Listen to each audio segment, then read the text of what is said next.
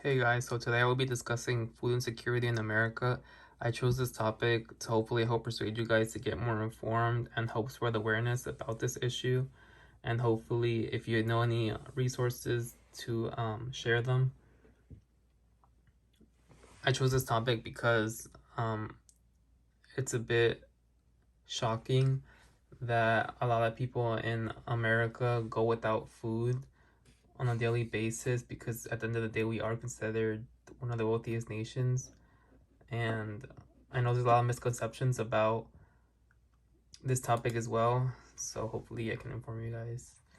Um, so first, I'm going to start with Maslow's hierarchy of needs. Abraham Maslow had developed this theory back in 1943 that basically has five basic needs that motivate our behavior. The first and most important one is physiological. That includes air, shelter, sleep, water, and food. This is the most important biological requirement for human survival, and he basically states that without this being first fulfilled, nothing else really matters because everything is secondary to physiological.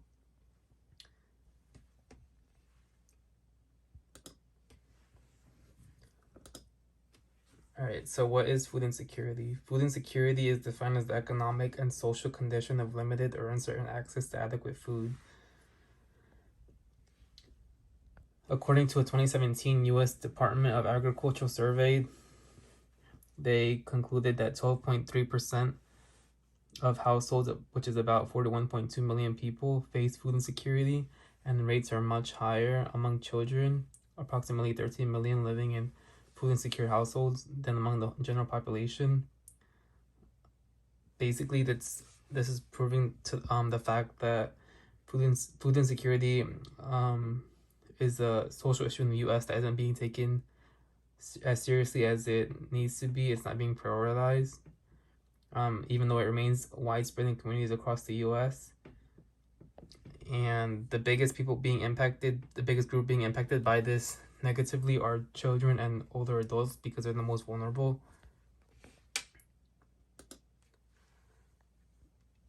When children go long periods without enough food and they don't get enough nutrients, they get delayed development and an increased risk of chronic illnesses like asthma and anemia.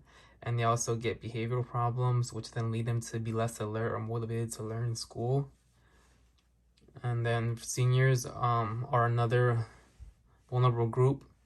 Um, they're actually, according to the National Foundation to End Senior Hunger, nearly 1 in 10, or about 9% of adults over the age of 60 experience food insecurity. And so this leads them to develop conditions like depression, asthma, and heart issues as well.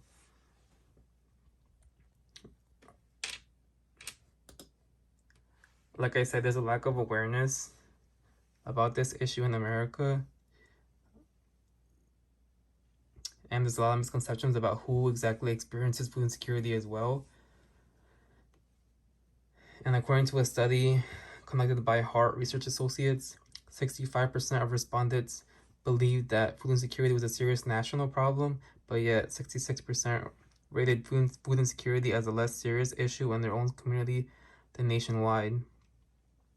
Even though there is a relation between food insecurity and poverty, the majority of food insecure families actually don't live below the poverty line, and so many earn too much to be even eligible for federal assistance programs like food stamps.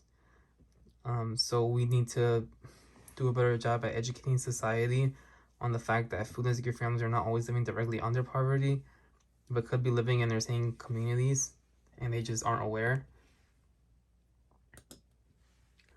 So there should be a more personal effort to help local communities or nearby vulnerable households who may be experiencing food insecurity. It's important to share any personal tips that you may have to improve financial management skills or gain trust to avoid them, to use coping strategies. Maybe donate money if you have it. And share any local food pantries or do food drives, because I know a lot of people they're trying to like balance their bills, and they may think that putting less food on the table so that they can have, a place to stay or to be able to pay the light bill is good, but not long term effect, that it has a very negative effect on their overall quality of life. In a summary statistics table that I include at the bottom here, um,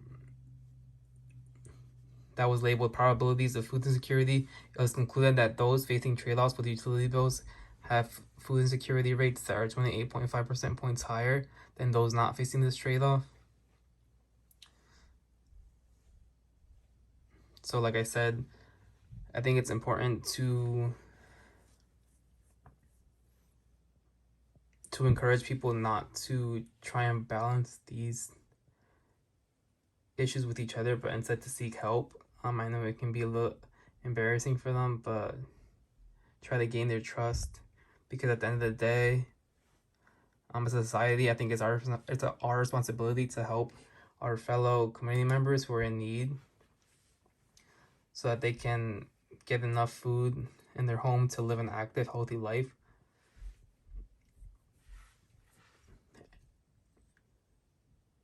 And basically, the opposite of food insecurity is food security, and that's defined as access by all people at all times to enough food for an active, healthy lifestyle. All right, so that's all, and this is my works cited.